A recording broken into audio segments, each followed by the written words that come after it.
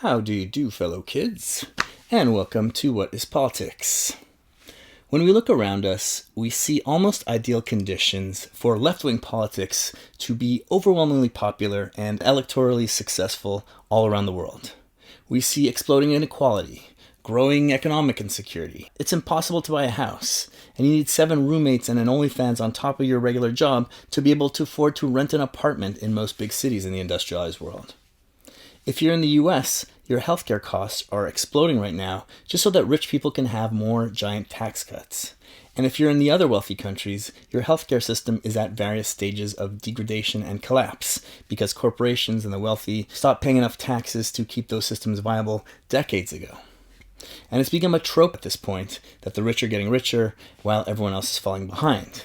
But in recent times, this phenomenon has been accelerating at a rate that's just hard to even imagine. The wealth of the top 1% grew by 31% in the United States just since the COVID pandemic started a few years ago. And the wealth of the top 0.1%, the Epstein class, their wealth grew by 47%. That's just in 5 or 6 years. And even without knowing these statistics, people are already overwhelmingly in support of left-wing measures like a wealth tax. Support for a wealth tax is about 70% in the United States, close to 80% in the United Kingdom, and just shy of 90% in Canada. And that includes large numbers of people who define themselves as conservative or right-wing. Like 51% of Republicans in the United States want a wealth tax on the super rich. There's a broad consensus that the wealthy should pay more taxes to fund healthcare, education, infrastructure, all the things that make civilization civilization, instead of a Mad Max movie or a Charles Dickens novel. Given all of this, you'd expect that the left, who are supposed to be the forces of political and economic equality, that the left should be completely dominating in elections in almost every country and every city all across the world. But instead of the left dominating, it's the opposite. In the United States, in England, in France, in Germany, Sweden, Netherlands, Hungary, and many other places, you have increasingly right-wing and sometimes far right-wing nationalist parties getting larger and larger shares of the vote than they've ever had since the fall of fascism in World War II. So, why on earth is the right wing, the side of more inequality and less democracy, on the rise instead of the left wing? At a time when people on all sides of the political spectrum want more left-wing policies. There are a bunch of reasons for this, which are all related to each other, and which we will be exploring in depth in coming episodes. And those reasons include, number 1, no one knows what left and right mean anymore. Number 2, left-wing parties have been unable to deliver on their left-wing promises for decades now. Number 3, for-profit social media bubbles are microwaving everyone's brains, and as a result, people on the so-called left have no idea how to communicate with or understand normal people, or just anyone outside of their own little echo chamber fart bubble gas tank. And number 4, over the last 10 years, many of the institutions and organizations and people associated with the left, and people who think of themselves as being on the left, have adopted incredibly toxic, authoritarian, right-wing, religious cult-type policies, ideas, and behavior which are extremely unpopular and frightening to ordinary people. And here I'm talking about the horrid mix of cancel culture and D.E.I, identity, race supremacy ideologies. But I'm also talking about authoritarian socialism and postmodernism, and a bunch of postmodernism's nihilistic offshoots. And all these phenomena that I'm talking about are related, and they feed into each other.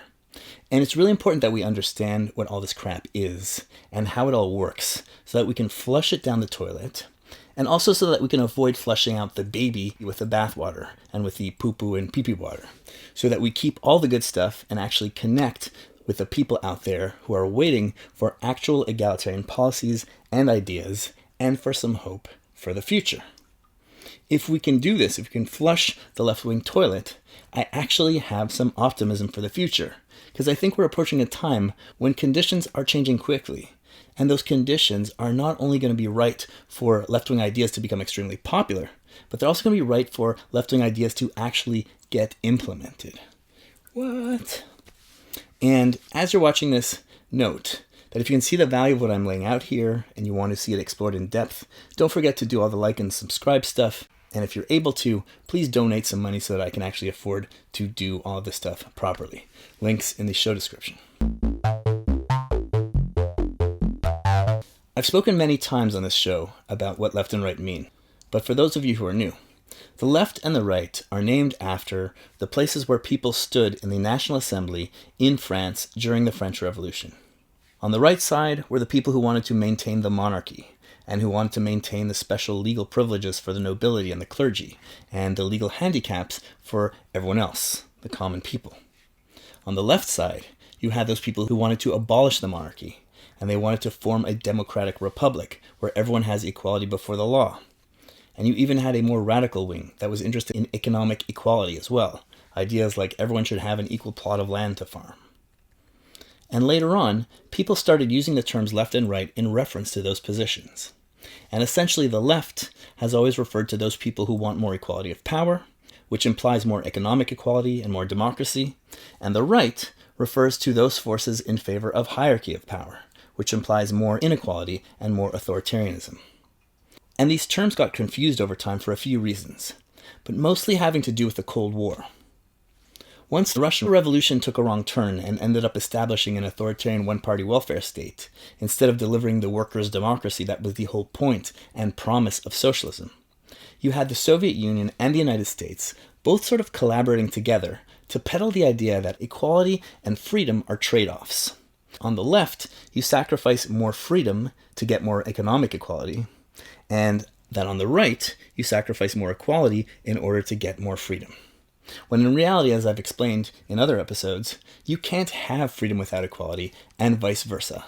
They are just inseparable concepts. If you don't have equality, you don't have freedom. The powerful will just dominate and boss around the less powerful.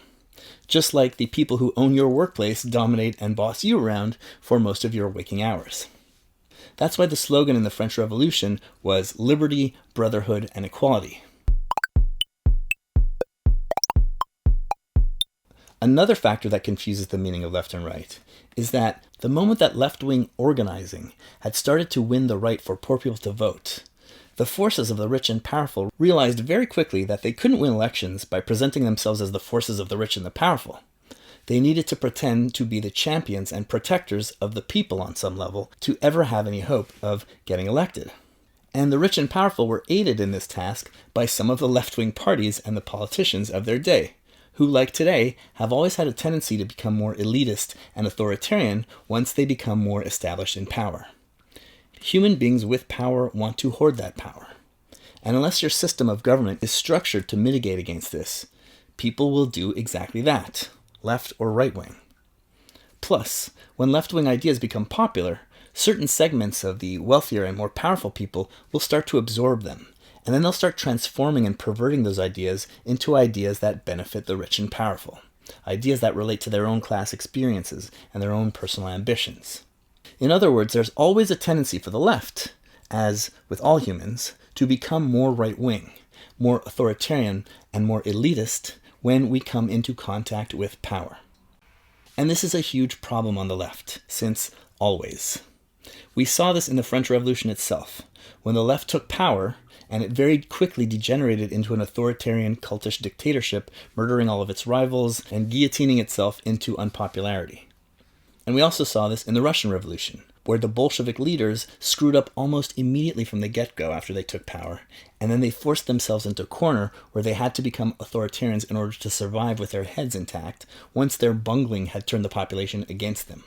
And you'll see what I'm talking about when I continue my series on the Russian Revolution. Links to donate to make this happen down below. So there's a pattern of left-wing movements promising liberty, equality, fraternity, democracy, but then getting into power and establishing very right-wing regimes that try to impose equality from above, by force, which is of course an oxymoron. If you have a dictatorship, you don't have equality. You have a massive hierarchy acting in the name of equality, but where equality is just a religious belief to club you over the head with and to justify the existence of the political hierarchy. Real equality requires and is synonymous with democracy, which is why all the popular versions of 19th century socialism, whether it was Marxism or anarchism or Lassallism, their goal was always workers democratically controlling the government and the economy and the workplace. The goal was to expand democracy to its fullest practical limits. That was the whole point of socialism. And outside of the more dramatic seizures of power by the left, like the Russian Revolution or the French Revolution, we also see a more subtle right-wing drift when socialist parties started to get elected into government in the later part of the 19th century. And over time, they became less and less interested in worker power and more interested in socialist party legislator and bureaucrat power. Power as a representative of the workers, not as actual workers. And on top of this, the left has always tended to be more urban and more disconnected from and even hostile to the countryside. And this was especially a problem with Marxism, which was almost explicitly anti-peasant, and therefore it had very little appeal for a huge chunk of the population in those days. All of this made room for the right wing to pose as the defenders of the salt-of-the-earth farmers and the country craftsmen against the snobby elite forces of urbanization and urban degeneracy. And we still have this dynamic today in our right-wing and left-wing parties. The right-wing parties still appeal more to rural and suburban voters and less educated voters, and the left appeals more to educated urban voters. And an important thing to retain for our current political party landscape is that despite the fact that we've lost sight of the idea of where democracy versus authoritarianism fit into the left and right political spectrum, we still retain the concepts of economic equality being on the left and economic hierarchy being on the right. So despite how shitty and corrupt or incompetent or authoritarian left-wing parties can be, when mainstream journalists classify parties from right to left relative to each other, they still tend to classify them very accurately in terms of their economic policies.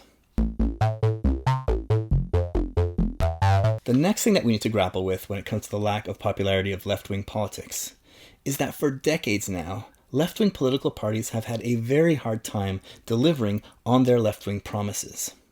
So much so that many of them have just stopped making those promises altogether, and they stopped like 20 years ago. From the 19th century into the mid-1970s, or early 1980s or so, the left, in and out of power, either via government or just labor and social organizing, was steadily delivering drastic improvements in terms of quality of life to the vast majority of people in countries where the left and the labor movement were well organized. The Industrial Revolution created enormous wealth, but most of it just got vacuumed up by the business owner class, until the left fought for democracy. And then when we got democracy, they used it to force the owner class to share the wealth with everyone else. In particular, after the catastrophes of the Great Depression and World War II, and with the increased prestige of the left because the Soviet Union had helped win the war, and because massive taxes on the rich had been imposed by governments to win the war, the bargaining power of organized labor and the common people at that time were at a peak. And that's when we established all the things that make civilization civilized: universal healthcare, education, union rights, old age pensions, workers' pensions. But then, in the 1970s, you had a series of related economic shocks and crises, which gave the rich and powerful an excuse to swoop in and make big changes to the world economic system, so that it became harder and harder since that time to force rich people and corporations to pay enough taxes to fund the continuation of civilization. Even in the United States, in the 1950s and 1960s, you had top marginal tax rates of 70, 80, and 90%.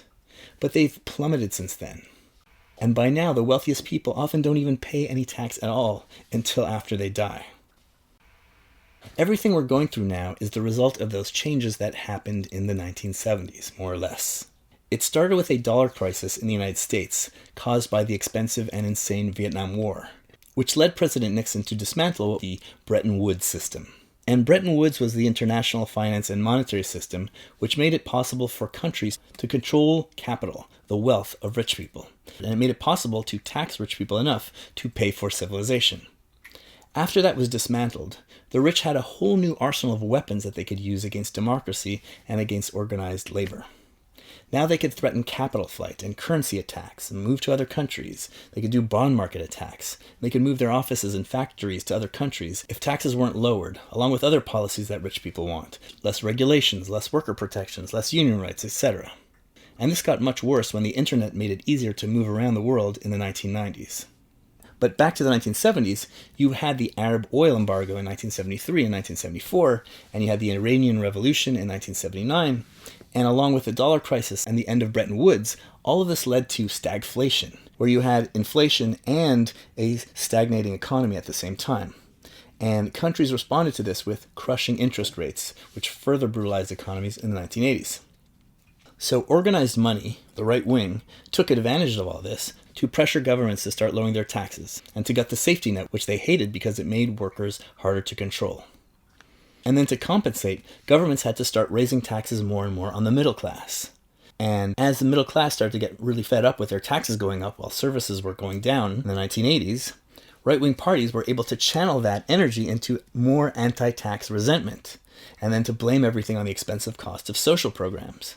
And that would get them elected again so that they would slash taxes even more on the rich and corporations and middle-class people too, throw them a bone.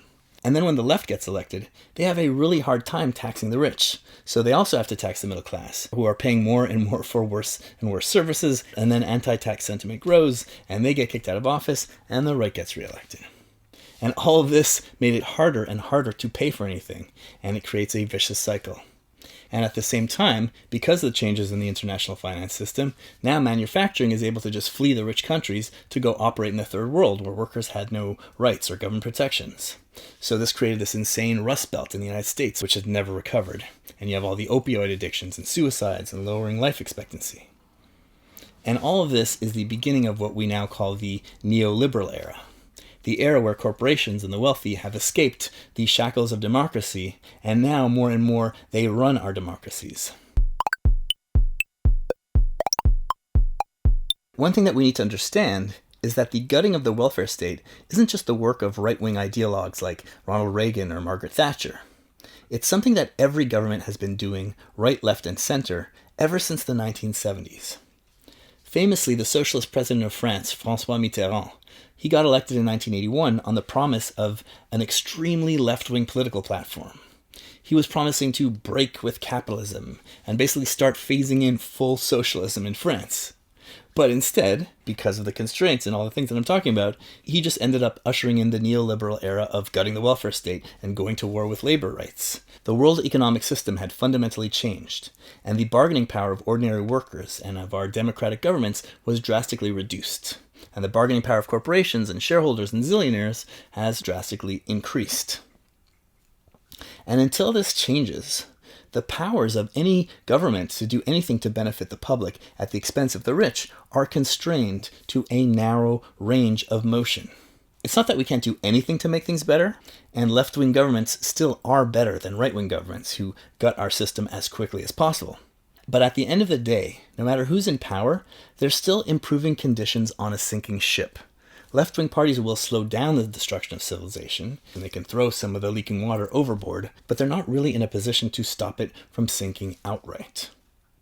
That's the neoliberal era.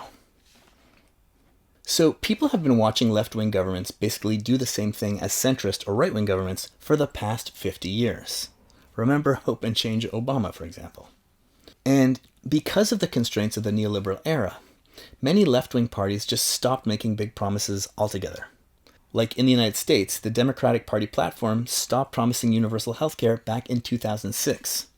Something the left needs to reckon with if we're going to be taken seriously, and if we're going to be able to deliver on our promises, is that in order to fix this huge problem in a sustainable way, it's going to require several left-wing governments to be elected in a bunch of the most important rich countries, like US, Germany, France, Japan. And they're all going to have to cooperate together to restructure the global economic system, to give states back the ability to tax the wealthy enough to pay for civilization once again. Otherwise, you can elect Karl Marx and Papa Smurf or Stalin as your president, and they'll just end up doing the same thing as everyone else. These were issues that were actively being discussed when I was a young man in the late 1990s. But eventually, people just stopped talking about it. I think people just felt like it was too demoralizing. I think it would actually be refreshing and empowering and necessary to treat voters like adults and to explain to them why things are going the way that they are, and for them to understand what these solutions are, even if they do seem very daunting. And while we're trying to organize across different countries, we have to offer realistic promises within the current constraints. But it's hard to imagine a party that wants to risk running on a platform of, elect us, we can't stop civilization from falling apart unless you elect us in 5 other major capitalist powers all at the same time with similar platforms. But we can slow down the collapse of civilization as much as is feasible. Another huge factor that no one wants to admit on the left, because their heads are all up their asses, is that now that most left parties are caught up in the elitist right-wing D.E.I woke industrial garbage complex, it's really hard for most people to take the left seriously as populists. If you're outside the woke echo chamber bubble, the message that this type of politics gives off to the average person is that you're an elitist snob in an authoritarian religious cult that's allied with big corporations and big government who hates ordinary people and working people unless they're from a historically oppressed minority with brown skin, in which case you don't actually care about them either. You just pretend to care about them because it gives you magic karma points and looks good in front of all your fellow cult members. And if you ever get your hands on power, you're just going to use that power to fire and ostracize and ruin the lives of anyone who deviates from your religious cult beliefs. And if you don't immediately understand what I mean when I say this stuff, and if your reaction is just, oh my god, why is this guy just echoing right-wing talking points? It's because you are living in a social media echo chamber bubble which is completely disconnected from the general public, and it is melting your brain. If you actually care about racism and sexism and discrimination, you need to understand that racism and sexism and discrimination and identity politics, these things are part of an evolved mechanism that enables people to form coalitions based on arbitrary identities in order to help us compete with other groups and other identities so that we can kill each other over resources, or else so that one group of people can exploit another group of people for their own benefit. And identity doesn't have to be race. Racially homogeneous groups organize into separate tribes and fight and kill each other all the time. And multiracial coalitions also form and join together to fight and kill other multiracial coalitions, like multicolored Israelis versus multicolored Palestinians, or else the United States versus the USSR. Identity politics is just about arbitrary in-groups and out-groups, not about skin color or genetics. American and European-style racism were developed in order to justify the colonial displacement and exploitation and enslavement of people around the world, including black slaves in America.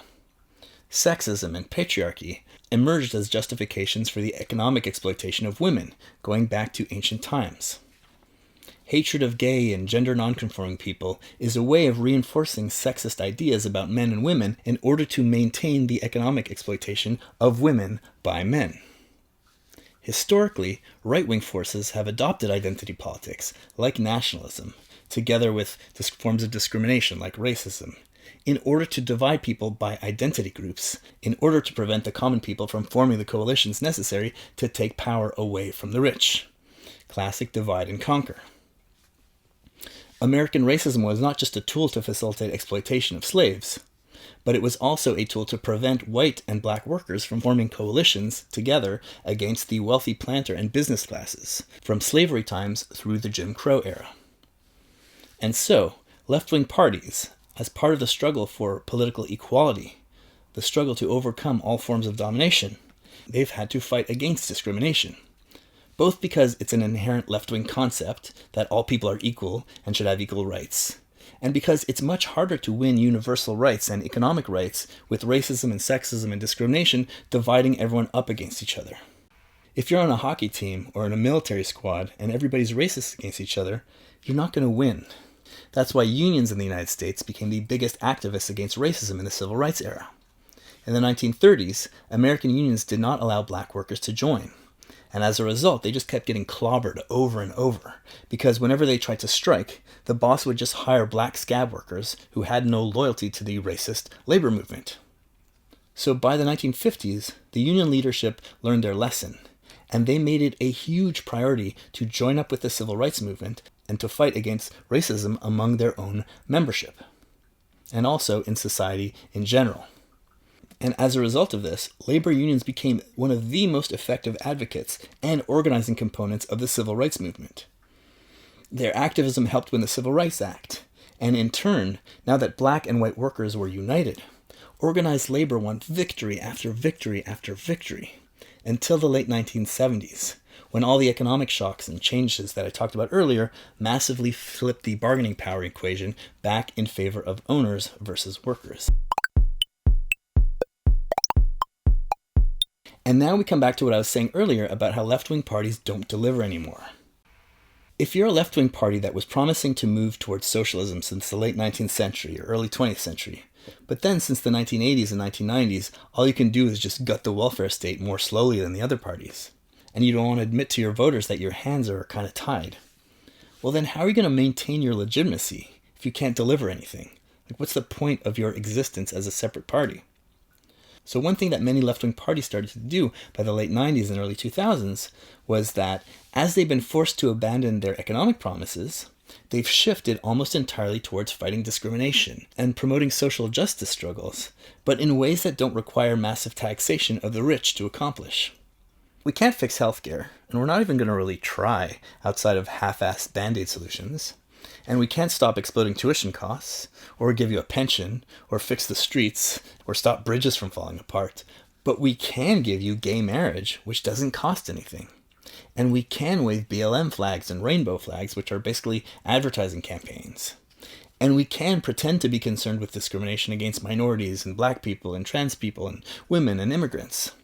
And we can also wave our fingers at how racist and bad everyone is. That costs nothing, except for election after election. And corporations love this stuff because it's great PR.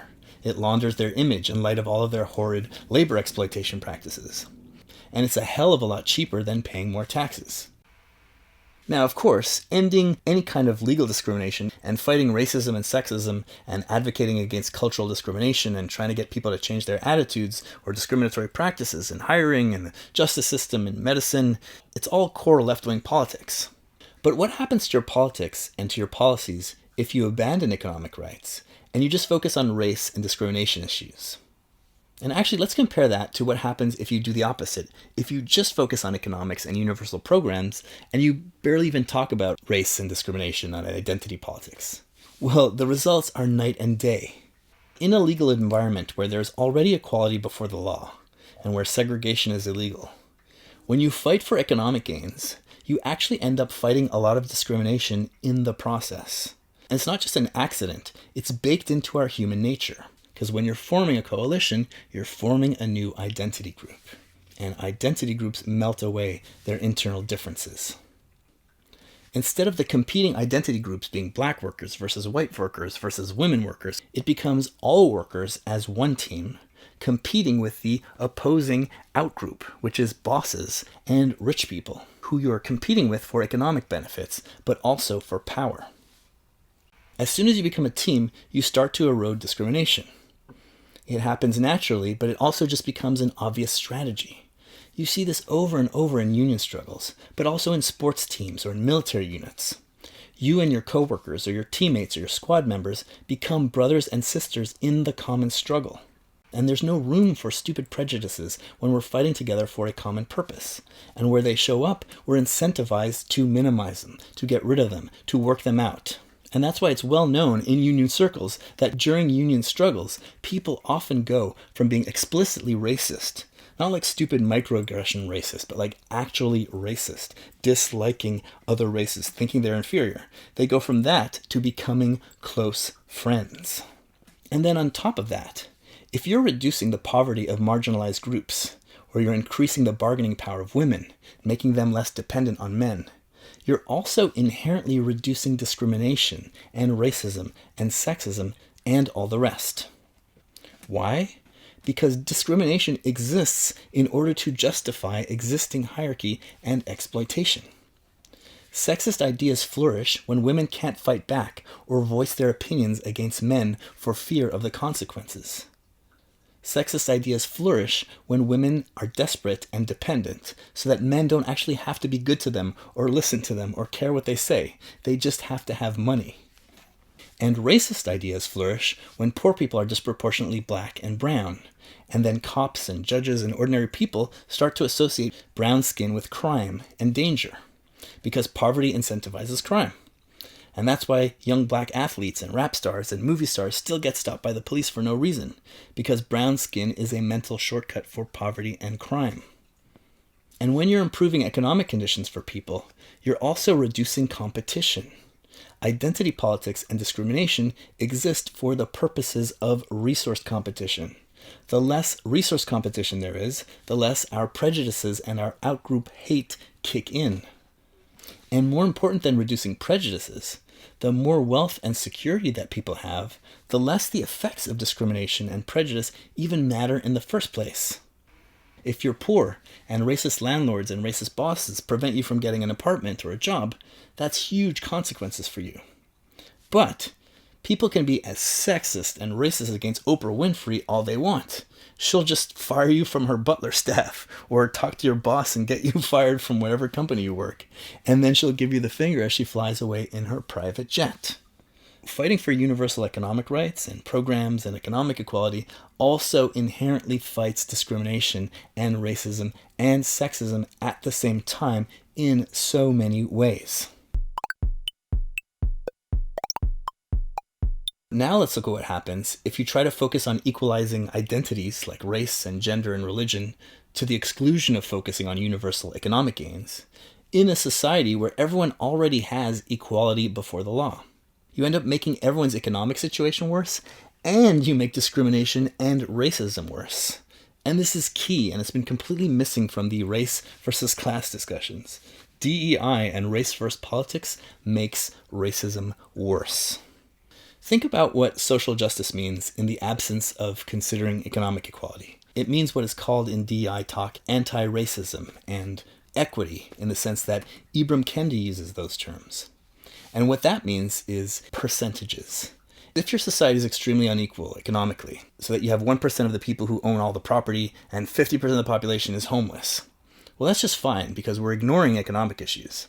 So instead, what we focus on is making sure that the identity percentages of the people in each economic class, the owner class and the homeless class, that those percentages are the same as in the general population. So if you're in the United States, half of the 1% owning class needs to be women, and 15% need to be black, and only 2% can be Jewish, and 1% need to be Native American. And for the homeless class, you don't try to solve homelessness because that's an economic issue. You just need to fight discrimination, which means you just make sure that 50% of the homeless are women, and no more than 15% are black, and 2% have to be Jewish, etc. Oh, 10% of your society are slaves? No problem. So long as only 15% of the slaves are black and 40% are white, then you're good. And when you get that, boom, now you have what's called equity, which is a garbage DI term, which means percentage fairness, right? It's completely absurd. But this is exactly what this idiotic ideology actually prescribes. This is what Ibram Kendi advocates for in his famous book without even realizing it. And how do you achieve or enforce this absolute nonsense? You do it by straight up discrimination against white people and men. Ibram Kendi's so-called anti-racism book tells us explicitly that, quote, "The only remedy to racist discrimination is anti-racist discrimination. The only remedy to past discrimination is present discrimination." So wherever the percentages are off for certain groups, you need to discriminate against the people who are overrepresented in good things and underrepresented in bad things. So you need more white people in prison, but less Asians and less white people in elite colleges, and less Jews, etc. And of course, you're not paying attention to economic class. So what that means in practice is you just get more poor white people in prisons and more rich black people in elite colleges. And I'm not joking about this prison stuff. In Canada, there are rules where judges have to take into account the race of the person that they're judging. And then how do you get people to accept being discriminated against? Well, you need a new clergy class of moralizing crusaders with a new anti-racist D.E.I religion, where the original sin is whiteness. And these people run around telling every white person and every man that they're born racist, and they can never totally purge their evil internal racism. And they need to constantly repent and be at war with the inner Satan in order to be deemed worthy by the church and its adherents. In this world, corporations and rich people are the nobility, and the D.E.I academics and journalists are like the clergy, whose job it is to get the peasants to accept their lot in life and prevent them from rebelling and uniting against the nobility. And you have to call whiteness and maleness a privilege instead of an advantage. You take the focus away from economic privilege, which is what privilege implies, and then you lump poor white people in with the rich white people and you call them privileged, and you lump the rich black people in with the poor black people and you call them oppressed. And when it comes to working class white people, those people need to purge their evil privilege by moving aside to allow the clergy to impose race and gender quotas on everyone by force. So, of course, Kennedy advocates for a giant department of anti-racism that should make sure that outcomes in every field are proportional by race. And then when you add intersectionality to the mix, now you need to do this for every identity group and subgroup and micro-identity group, which was Kimberly Crenshaw's project when she invented the idea and the word intersectionality. We're going to talk about that more in the next episode. And when, of course, the poor white people don't want to do that, and then when they go to Donald Trump to try to protect them from that crap, you call them racist and fascist, and then you tell all the people that are still in your cult that, oh my God, we're surrounded by all these racists and fascists, we can never unite. Don't even talk to them. Don't even talk to your uncle or your parents at the dinner table. Everyone has to hate each other. You can never unite, and never focus on the rich people. Just keep focusing on race and race and race. And of course, we just totally ignore the economic factors that make women poor and that make black people poor, but that also make poor white men poor along with them. This sounds more and more stupid, but this is what these people advocate for. And more importantly, it's exactly what many corporate HR departments started doing in the aftermath of the George Floyd COVID protests. In some fields, there were just more general attempts to be aware of racism and discrimination and to think about increasing the number of women and minorities and pay attention to bad dynamics in the workplace, which is all good. But in certain industries, like in media, in elite universities, and elite journalism, they went to extremes to get to so-called equity in their workplaces as soon as possible, to look really good in front of all of their friends. And that meant that you had this ridiculous phenomenon of older rich white male managers and owners instituting these anti-racist, but actually racist, discriminatory hiring measures for jobs as professors, journalists, comedy writers, and getting arts grants and certain corporate hires. And what they were doing basically was punishing younger, poor white male job applicants for the benefits that the older white owners and managers had gotten from historical, social, and economic discrimination. But of course, those owners and managers got to keep their jobs. They're just punishing the young people that didn't do anything, which is exactly what Ibram Kendi prescribes. The solution to past discrimination is present discrimination. Now, what do you think happens to the politics of these young guys when they're basically getting shut out of certain workplaces? What do you think happens to people when you constantly tell them that you are white, you are white, you are white, you are bad, you are bad, you are bad, and we're giving your job to brown people and women, and we're giving your spot at school to brown people, and we're promoting brown people and women over you because you must atone for your original sin of being white. But I'm white, and I'm the one doing the hiring and firing, but I'm not going to lose my job because I'm good, I'm part of the cult, and I repent my evil racism. And remember, competition over resources plus identity groups plus identity politics equals racism, war, genocide. That's what we're programmed for. And that's what you're doing with this garbage DEI woke religion. What you're doing is you're programming everyone, especially white people, to be more racist. You are teaching them that white is their tribe and that the left-wing church wants to take away their jobs to give them to other people, to other identity groups, as punishment for their inherent evil. And no one wants to be told they're evil all day for stuff that they didn't even do. So naturally, they look to the right-wing tribe to protect them from this. And the right-wing tribe is more than happy to accept them. It should come as zero surprise that studies show that when people are subjected to guilt-based DEI trainings and seminars at work, they come out of it more racist than when they walked in. It shouldn't surprise us that union-busting consultants like to recommend to their employers to introduce DEI-type initiatives to give black workers and minority workers some kind of advantage in the workplace in order to pit the white workers against the other workers in order to destroy the solidarity needed to form a union. When you evaluate people and institutions and ideologies, you don't evaluate them based on what they say about themselves. It's like going on Tinder. You evaluate them based on what they actually do. DEI ideology generates right-wing results because it is a right-wing ideology. It is a religious ideology whose stated goals for social justice are fake. They are a smokescreen for the actual goals, which are to make people forget about economic inequality for the benefit of all rich people. It's like the goals of the medieval Catholic Church. They said that they're there to improve your morals and be good to God, but they're just there to keep you from revolting against the nobility. And the other purpose of this garbage ideology is to promote the interests of elites from populations that are disadvantaged on average. In ancient Rome, Caesar bought off the elites of the Celtic and Germanic tribes by letting them into the Roman Senate in order to get them invested in keeping their populations under control and to have them as a support base against his more conservative Roman rivals. The woke DEI corporate industrial complex does the exact same thing nowadays. It gets the leadership class of minority groups in bed with the powers that be in order to help the liberal, supposedly left-wing parties fight off their competing right-wing party rivals. And the added benefit for the ruling class with this DEI garbage is that DEI ideology makes all the different races and genders compete with each other and hate each other, and it prevents them from joining together to fight the ruling classes. And think about it. When you're targeting racial percentages instead of economic equality, you're mostly just giving more resources to the elite members of the racial group who don't need your help to begin with. Look at the racial wealth gap. Most of the wealth gap between white and black people is a gap between the top 10% of white and black people. The bottom 90% of black people and white people don't have that much wealth to begin with. So if you fix the wealth gap, you'd mostly just be giving a lot of money to rich and upper middle class black people.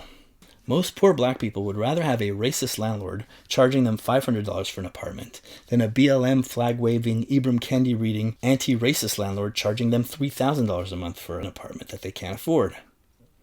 But the richer you are, the more the calculus starts to go the other way around. Race-first politics in an environment where you already have legal equality is the politics of the rich. It serves a lot of the same functions as straight-up racism did in Jim Crow politics. And that's because DEI politics is straight-up racist politics. When you're out there arguing that interracial relationships are problematic because of colonialism, or that it's okay to discriminate against Jews because too many of them support Israel or they're wealthier on average, you're not doing left-wing social justice politics. You're just doing straight-up KKK neo-Nazi politics with left-wing words sprinkled on top of it. And if you need to argue that Asians or Southeast Indian people are wealthier on average because they're white adjacent or positionally white in order to justify your nonsensical, harebrained, race-first worldview, you're not doing left-wing politics. You're doing right-wing religion. You're twisting yourself into pretzels to make everything about racial dynamics so that you don't even have the ability to think about class dynamics anymore. Chinese people are white. And that brings us to cancel culture. Cancel culture is basically the enforcement mechanism for the corporate DI woke religious cult. And it has the exact same effects as DI in terms of pushing people away from the left and towards the right. And that's not a glitch or an ironic result. It's because cancel culture is just straight up right-wing politics to begin with. And it would fit right in with the medieval Catholic Church or 16th century witch hunts. Everything about it is just inherently right-wing. Like I pointed out earlier, the core of the left is democracy. That means that the people affected by decisions get to participate in making those decisions together. And democracy is inseparable from free speech. You simply cannot participate in public decision-making if you can't voice your opinion, or debate your opinion, or ask questions to figure out what your opinion even is. Even if your opinions are stupid or racist or sexist, or if they're based on lies and fake facts, you need to be able to articulate them in order to hear what the responses are, in order to find out what's wrong with your opinions. If everyone is hiding their opinions because they're afraid of getting canceled, it just makes everyone stupid. The people hiding their opinions never get to hear their opinions challenged, and they stay in their little private echo chamber, and they become more stupid and radical with their beliefs. And meanwhile, the people with the correct dominant ideas never learn anything either, and they also become stupid, and they also become shocked and freaked out when they actually do hear the opposing opinions. Oh my god, everyone's a fascist, everyone's a Hitler, except for me and my polycule. Where did this come from? How did we get here? We got here because of you fucking psychopaths.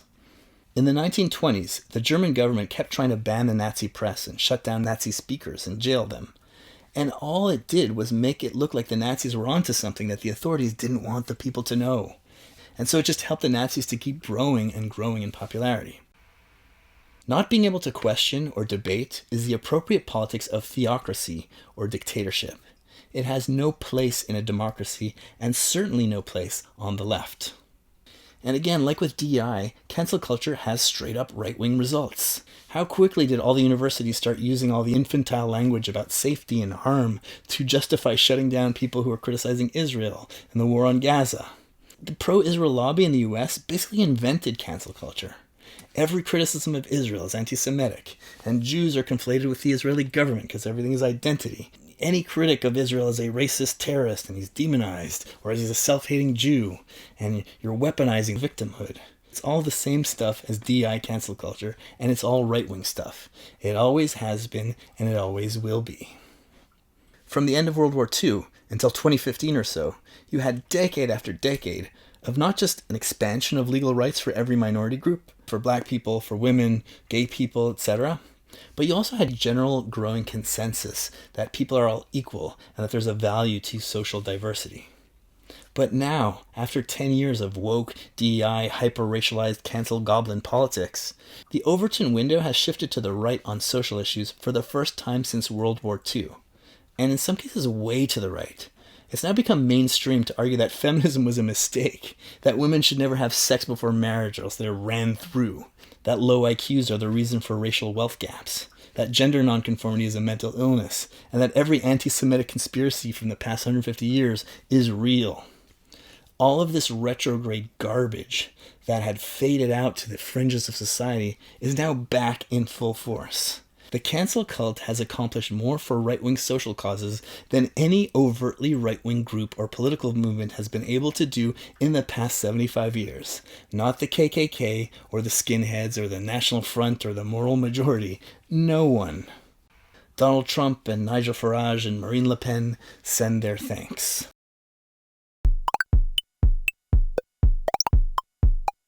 For all the lunatics screaming, cancel culture doesn't exist, because J.K. Rowling and Dave Chappelle and Joe Rogan are still rich, or because you idiots made Jordan Peterson into the most famous philosopher of our time. First of all, just because you failed at ruining someone's career doesn't mean you didn't try, you absolute gaslighting psychopaths. Oh, I tried to shoot you, but I missed. Gunshots don't exist. Secondly, there are countless numbers of ordinary people whose lives and careers have been ruined, and that you've never heard about because you live in a teeny tiny religious cult social bubble. And I'll make an entire episode about some of these stories so that you can see all the impactful news that you don't get inside of your sad cult bubble. But beyond that, even if 0 cancellation attempts had actually succeeded, it's the attempts that actually count in terms of shifting politics further and further to the right. For 10 years, people watched mobs of idiots whose brains are microwaved by for-profit social media echo chambers, trying to ruin the lives of famous actors and authors, and not-so-famous professors and journalists, and then unknown corporate employees, university students, local businesses, high school teachers, janitors, truck drivers, and Twitch streamers. They got these people deplatformed, blacklisted, rendered unemployable, bankrupted, and sometimes driven to suicide. Often for saying things that 50, 60, 70% of the population either agrees with or maybe disagrees with but still thinks is a reasonable position to have, something that's worth debating. And this is on a whole range of topics that people are curious about and want to hear about and need to hear about. From trans women in sports, to childhood transition, to COVID protocols, to immigration. And how many people watched other people getting banned and blocked and slandered on every internet forum and every Facebook group for all sorts of minor or non-existent or accidental transgressions. And when people see this spectacle, and most of them don't say anything, most people are just watching and reading. And when people see this stuff, They correctly understand that you are a threat to them and their job and their careers and their social lives. And unless these people have a very firm attachment to left-wing politics to begin with, which most people do not have, those people instinctively feel that the people who are calling out all of this horrid behavior, the right-wing politicians and the pundits and the Jordan Petersons, well, they must be the ones that will protect them from the howling idiot mob of rich university kids and corporate executives and sexually frustrated bloggers. And there is no better way to push people into the right-wing tribe than by showing them that the left-wing tribe wants to destroy their lives for thinking the wrong thing out loud.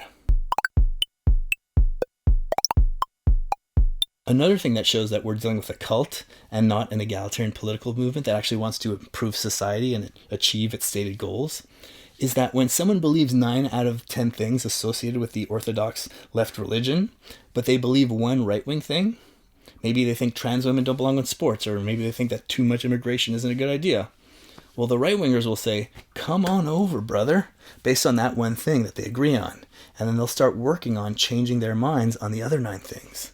And that's because the right actually wants to grow their power and get the support needed to pass their tax cuts and their stupid, awful policies.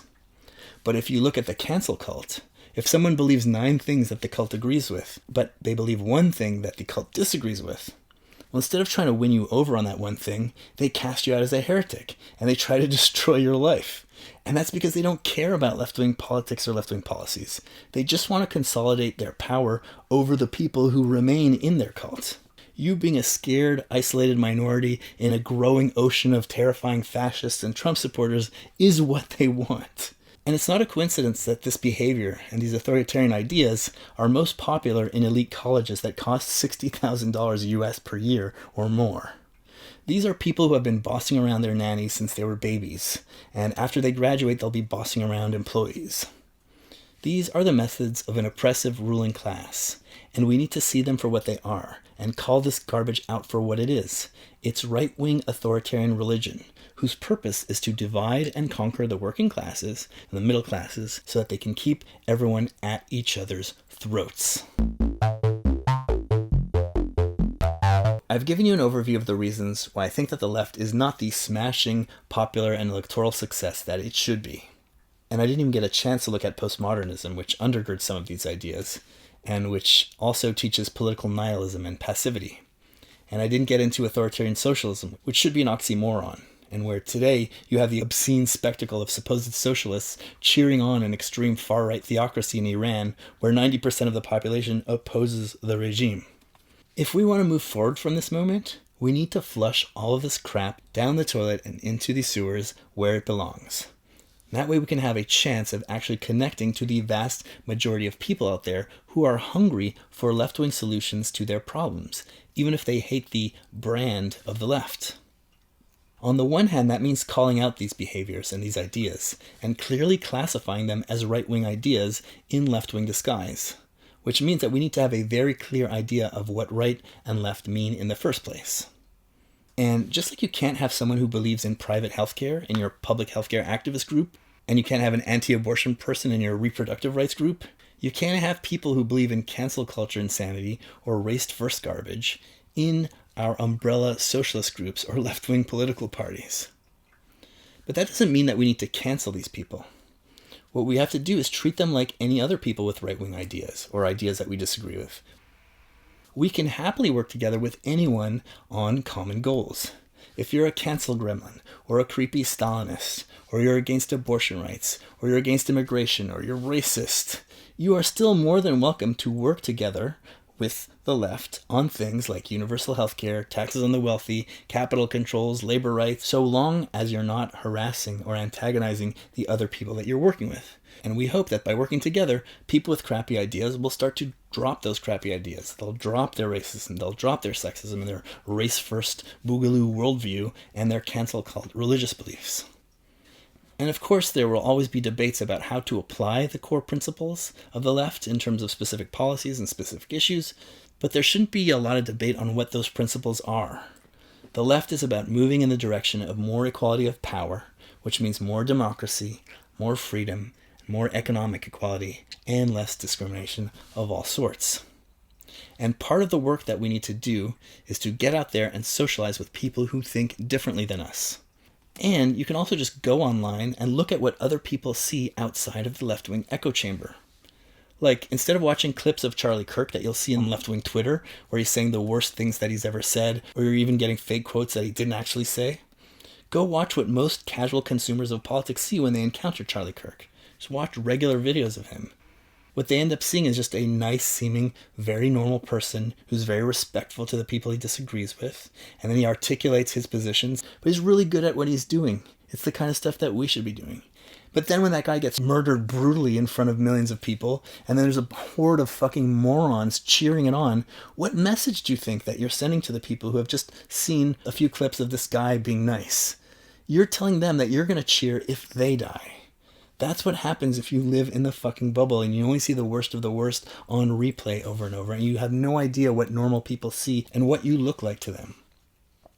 And once we actually flush the toilet of the left, we might lose like 20, 30, 40, 50, 60% of the tiny, marginal, insignificant forces that are currently called the left. But that opens the door for us to connect with the vast majority of the population instead. As Cool Keith says, do this now.